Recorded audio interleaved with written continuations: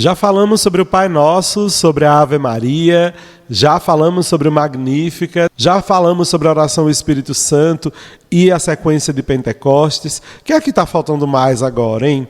Bom, nesse episódio nós vamos falar sobre uma oração que está muito ligada à Eucaristia. Ela não é uma oração eucarística como aquelas que a gente reza normalmente na missa, né? Ela não faz parte daquele grupo daquelas orações eucarísticas, mas ela é uma oração eucarística no sentido de estar ligada ao momento depois da comunhão ou na própria comunhão, enquanto a gente está comungando ali. Essa oração é bastante antiga e em algumas paróquias, em algumas realidades, ela é bem utilizada, em outras as pessoas nem conhecem. Mas, como se trata de uma oração que é também popular, acho que vale a pena você que não conhece, conhecer um pouco mais, e você que já rezava, mas não meditava sobre ela, chegar o momento de fazer isso. Então, vamos conhecer um pouco mais sobre a oração Alma de Cristo? Você sabia que ela existia? Pois é, para saber tudo sobre ela, vem com a gente, você está no podcast. Vamos juntos!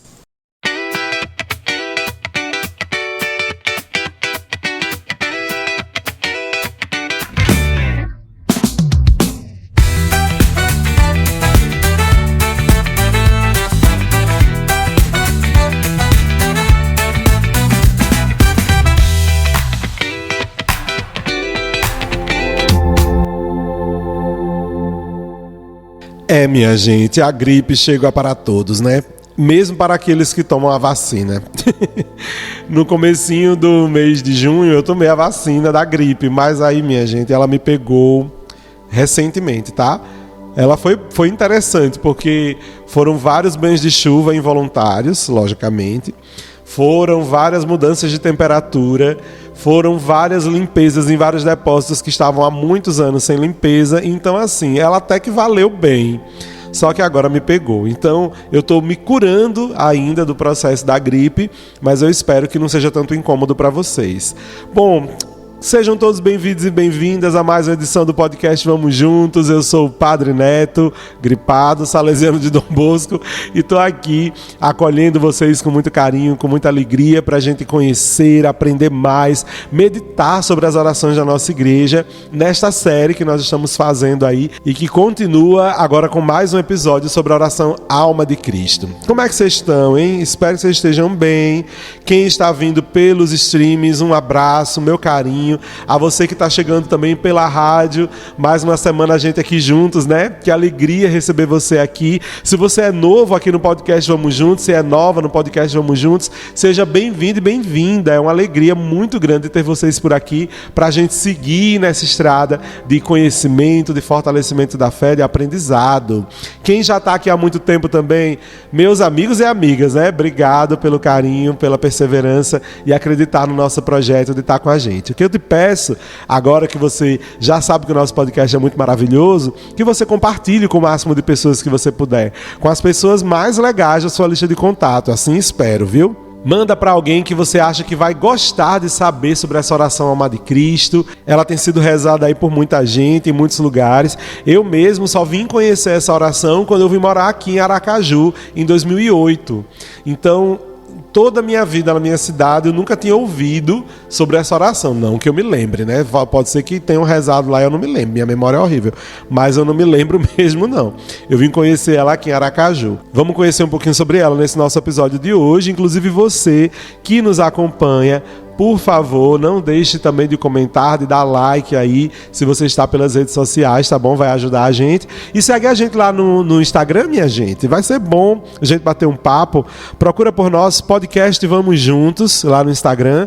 Ou então, @Antônio João Neto, que sou eu que falo com vocês aqui, Padre Neto, que a gente vai bater um papo legal. Olha só, lá no Instagram tem um plus aí. Todo domingo a gente lança um breve comentário sobre a liturgia daquele dia. Eu espero que vocês gostem. Muita gente tem comentado, graças a Deus tem gostado.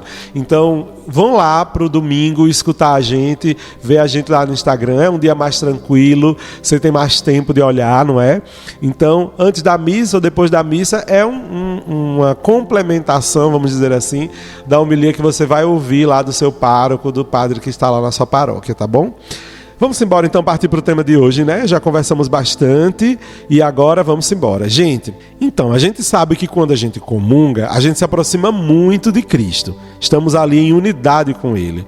A comunhão permite sentir Jesus Cristo em nós e se há o bem em nosso coração, não há espaço para o que não pertence a Ele. Inclusive, o Papa Francisco já tinha nos dito: eis o prodígio da comunhão, nos tornamos aquilo que recebemos. Lindo, não é não? Então, quando a gente recebe o corpo de Cristo, é interessante que a gente tenha uma conversa íntima com Ele, que nada mais é do que apresentar a Ele o nosso coração e aquilo pelo que Ele tem passado. Por mais que seja um momento pessoal, a gente escolheu essa oração que é rezada durante o momento da comunhão para que a gente se oriente um pouquinho para poder seguir e viver bem essa experiência de intimidade, de comunhão mesmo com Jesus. Mas é claro que eu não ia chegar aqui de mãos abanando, né, gente? Eu tenho que contar para vocês um pouquinho da origem dessa oração Alma de Cristo. Inclusive, se você tiver acesso à internet aí, dê uma pesquisada já na oração Alma de Cristo. Fique com ela aí, porque aí você vai lendo ela comigo, vai entendendo ela um pouquinho. Logicamente, nossa amiga, nossa best, Ariane, que é coautora dessa série, inclusive eu gosto de frisar porque foi uma ideia muito bacana. Então, a Ariane vai nos ajudar fazendo a leitura, né? Dizendo pra gente essa oração e a gente vai analisando. Então, você já pega ela aí. E agora vamos entender um pouquinho da história? Vamos lá, então. Surgida mais ou menos ali no século XIV, a oração Alma de Cristo recorda a paixão de Jesus. E ela é frequentemente dita por pessoas que recebem a Eucaristia logo no momento em que comunga. Houve uma época que ela era tão conhecida que autores como Santo Inácio de Loyola nem sequer se preocuparam em reproduzi-la, supondo que todos já sabiam essa oração de cabeça. Quer dizer, ela era tão comum quanto, sei lá, a oração do Pai Nosso, ou mesmo aquela oração de São Francisco, sabe? Aquela música que a gente canta, que já sabemos aqui que não é de São Francisco, mas tem tudo a ver com ele. Pois é, essa oração é comum demais. E essa oração pode ajudar a gente, inclusive, a nos situar dentro da realidade profunda que é receber o Cristo Eucarístico. Claro que, como ela surgiu há muito tempo atrás, ela tem algumas questões próprias de sua época, e é por isso que a gente vai trabalhar um pouquinho aqui o significado, os detalhes dessa oração. Inclusive, o autor dessa oração, Alma de Cristo, ninguém sabe quem é.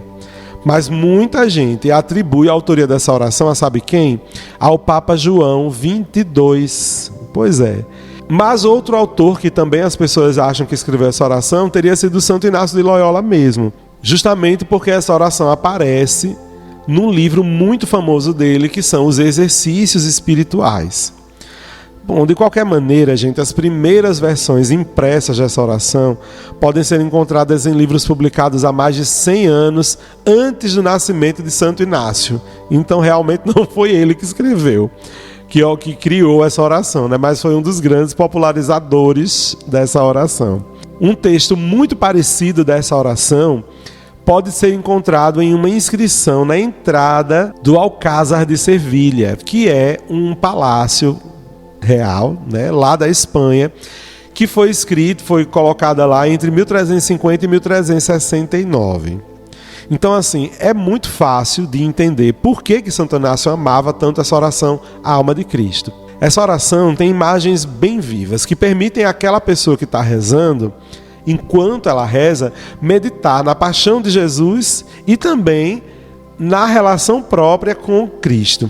Enquanto a gente se refere ao corpo e o sangue de Cristo, essa oração vai se transformando em um ideal depois de receber a comunhão. O nome dessa oração é Anima Christi. É um nome original em latim, né?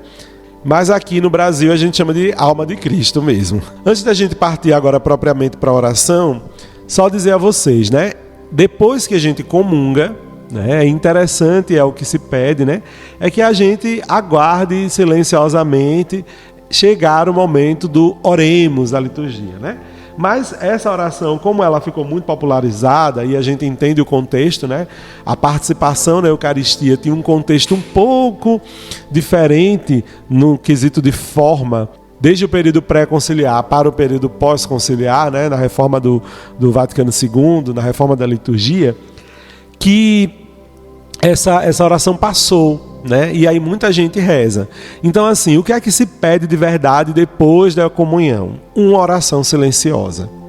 Um momento de agradecimento, de ação de graças pela Eucaristia, de compreensão da responsabilidade de assumir o corpo de Cristo a partir da palavra de Deus. Tudo isso se faz. Porém, muita gente prefere também essa oração. Aqui mesmo, na paróquia onde eu trabalho atualmente, em Nossa Senhora Auxiliadora, em Aracaju, em diversos momentos as pessoas rezam, né? A alma de Cristo, aí todo mundo vem junto com elas, né? Rezando essa oração. Mas muita gente que não sabe fica em silêncio. Eu mesmo ficava muito em silêncio, mas eu acabei aprendendo, né, essa oração. E eu até dou um espaço depois que essa oração acontece, silenciosamente, dou um espaço de tempo ali para as pessoas que querem agradecer em silêncio. Inclusive eu faço muito isso, né, depois da comunhão, porque a gente está ali servindo, então a gente dá a Eucaristia, a gente comunga e vai dar a Eucaristia. Nem sempre, se você não tiver tempo ali, você não vai rezar não, depois de comungar. Está com Cristo e não reza, não tem como, né? Então aí, depois que eu faço o serviço de distribuição da Eucaristia, como eu também sou cristão católico, filho de Deus, eu faço meu momento de oração pessoal ali, como todo mundo está livre para fazer depois que comunga. Mas aí vem essa oração, que se você aí na sua comunidade já reza, vamos embora agora entender o que ela significa. Querida amiga Ariane, mais uma vez é um prazer ouvir sua voz aqui. Então vamos embora para essa oração tão linda. Alma de Cristo, santificai-me. Bom, os problemas da alma, isso é, a falta de ânimo, o cansaço de viver, o relaxamento na vida espiritual, a desesperança diante das próprias limitações, às vezes acabam atingindo a gente, né? Então a gente precisa dizer, alma de Cristo, santificai-me. É esse o sentido desse termo aparecer aí. Vamos continuando. Ariane. Corpo de Cristo, salvai-me. Os problemas do corpo também são tantos, né? Eu mesmo estou agora com gripe. Gente, é engraçado, né? Os homens, qualquer doença da gente vira um evento, né? Mas vamos continuar. Os problemas do corpo são inúmeros, são muitos, né? Quando a gente sente que o corpo é um obstáculo e uma dificuldade, a gente se priva de muita coisa.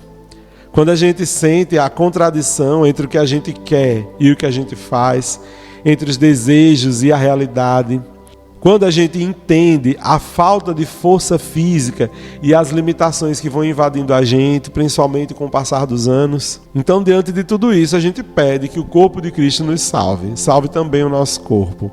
Vamos então ao restante da oração. Sangue de Cristo, enebriai-me.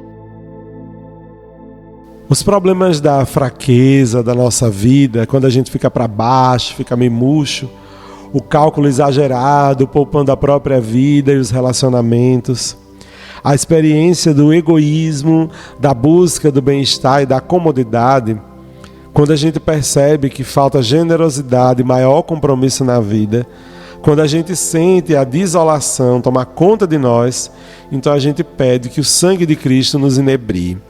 Bom, sobre essa questão aí é interessante dizer, né? Porque o sangue de Cristo, na forma para nós durante a missa, é vinho. Então, quando a gente diz sangue de Cristo, inebriai-me, é porque a forma de vinho, de fato, inebria, né? Embriaga, dependendo da quantidade que se beba. Então, os efeitos da embriaguez é de mudar o estado da pessoa. Claro que no sentido bem negativo, mas no sentido do corpo de Cristo, do sangue de Cristo, e quando a gente pede inebriai-me, é essa mesma intenção de transformação. O meu corpo estava de um jeito, eu estava pensando de um jeito, e agora eu quero que este sangue me inebrie. Eu peço a Deus que o sangue de Cristo me inebrie, transforme um pouco a minha forma de compreensão e de visão da realidade. Logicamente, para melhor, né? A partir do Evangelho de Nosso Senhor Jesus Cristo. Continuando a oração. Água do lado de Cristo, lavai-me. Bom, gente, sabemos que a água do lado de Cristo tem origem bíblica, né? Quando Durante a morte de Jesus Cristo, o centurião perfura o coração de Jesus, de lá brotam sangue e água, segundo a narrativa de São João, finalzinho do Evangelho. Então, essa água do lado de Cristo é exatamente essa que jorrou lá na hora da crucificação e morte de Jesus. Gente, o problema do pecado e das faltas repetidas são muitos, né? Então a gente vai se sujando aí durante a vida com esses pecados.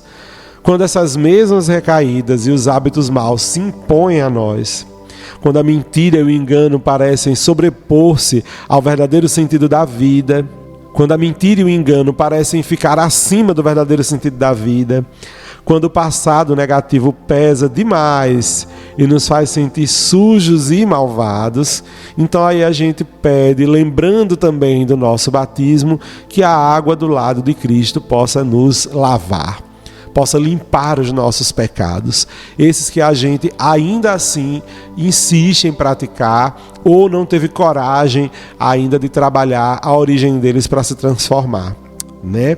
Tem muito isso. Próximo pedido dessa oração. Paixão de Cristo, confortai-me. Voltamos aos problemas da dor, minha gente. Porque paixão, como a gente já sabe, quer dizer sofrimento. Sofrimento de Cristo nos reconforte. Esse é o pedido que a gente faz quando diz paixão de Cristo, confortai-me.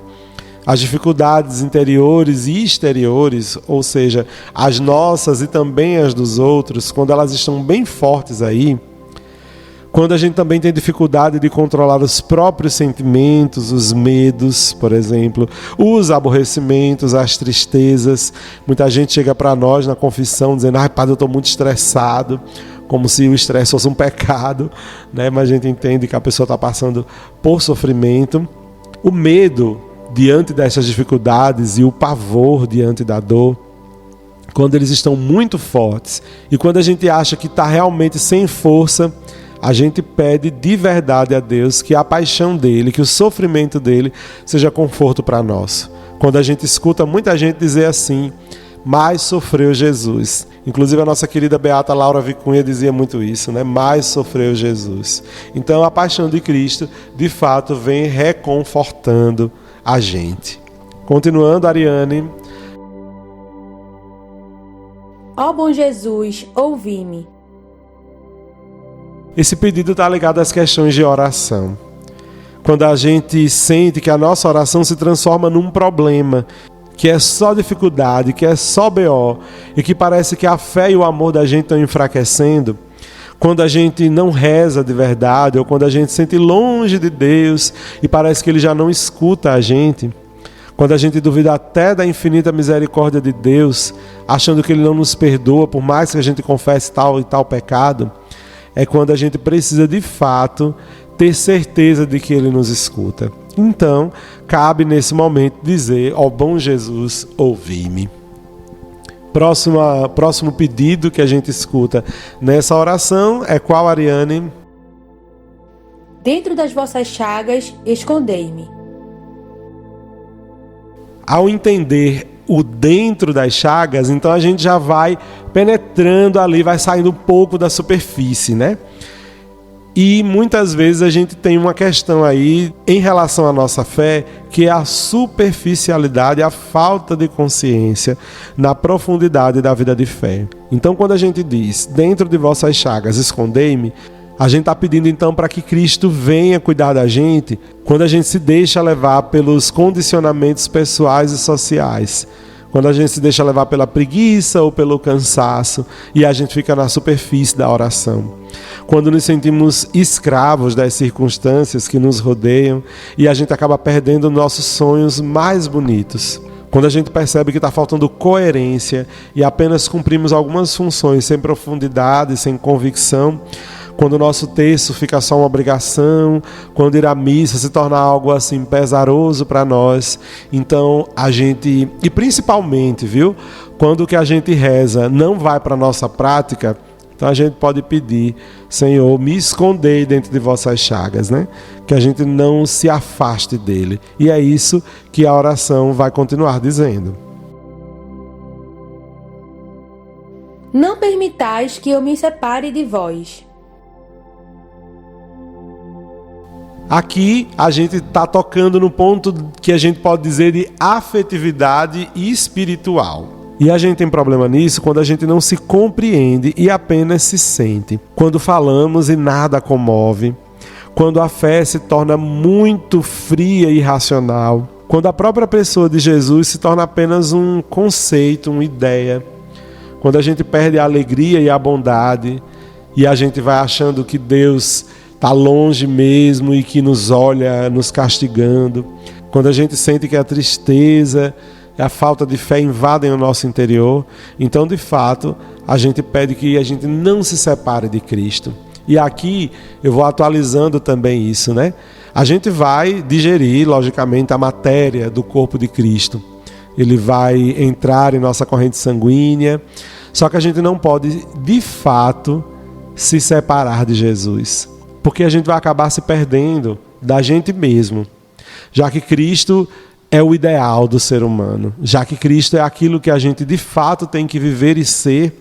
Quanto mais a gente pede que a gente se aproxime de Cristo, que Ele não permita que nos afastemos dele, mais a gente vai se configurar a Jesus Cristo. Então, que de fato naquela comunhão, mais e mais eu me apegue a Jesus Cristo, à minha comunidade de fé, ao Cristo vivo que é o corpo da minha igreja, que se chama aqui Nossa Senhora Auxiliadora, Arquidiocese de Aracaju. E com certeza aí, na sua realidade, também tem um nome. Do inimigo maligno defendei-me. Esse pedido está ligado aos problemas de situações difíceis e sufocantes. A gente faz essa oração pedindo para que o Senhor nos defenda do espírito maligno quando a gente sente que os outros se aproveitam de nós, quando topamos constantemente com o egoísmo dos outros, quando temos medo de passar ridículo por sermos bons e generosos, quando a atração do ter, do prazer e do poder se fazem extremamente fortes. E é então que a gente precisa dizer: do espírito maligno defendei-me. É verdade, viu? Isso aqui é muito verdade. Principalmente quando a atração do ter, do prazer e do poder fazem muito barulho dentro da nossa cabeça. Então, cuidado. Ter, sentir prazer e poder são bons, mas não pode exagerar. Já dizem os mais antigos, tudo que é demais é muito. Próximo pedido vai dizer o que, Ariane? Na hora da minha morte, chamai-me, mandai-me ir para vós, para que vos louve com os vossos santos, pelos séculos dos séculos. Amém. Aqui nós estamos ligados então aos problemas que surgem sem aviso e aos poucos nos transformam. Quando nos fechamos em nossa solidão e rompemos os relacionamentos gratuitos. Quando as feridas da vida ficam abertas e doídas e nunca mais cicatrizam. Quando a gente está perdido e seduzido pelo nosso egoísmo. Na hora da morte, chamai-me. Para que a gente, junto com os anjos de Deus e todos os santos, estejamos no lugar correto, no lugar que é o sonho de Deus para nós, na eternidade, vivendo a vida de verdade. Então, minha gente, não deixe que aos pouquinhos a gente vá sendo transformado pelos problemas da vida. A gente pode aprender com eles, mas ser descaracterizado por causa deles não é bacana, não é bom não. Então, todos os santos, já me disse uma amiga minha, Rafaela, qual santo que não passou por problema, qual santo que não sofreu, né? É marca, minha gente. Quer viver santidade, vai passar por problema mesmo. E que vão te fazer chorar, que vão te fazer cair de joelhos, ficar mal mesmo. Mas não é porque Deus quer isso. É porque, de fato, o inimigo de Deus não quer. Então, como somos frágeis, como temos medo, como nós somos humanos, nós sofremos a tentação de podermos ficar arrasados no chão. Mas aí a santidade faz com que a gente não perca a esperança. E Deus sempre manda algum anjo, seja ele um amigo, uma amiga, um parente, um papel, uma música. O anjo da guarda da gente vem em nosso socorro e vai cuidando de nós, para que na hora da morte e também para toda a eternidade nós louvemos a Deus por todo o tempo, pelos séculos dos séculos, como a Ariane disse. Gente, como a gente viu, essa oração, ela é toda um pedido feito a Deus. Ela não é bem um louvor a Deus, mas ela é um grande pedido que se faz, não é? Mas isso não invalida a sua ação de graças, que toda a missa é uma ação de graças, não é?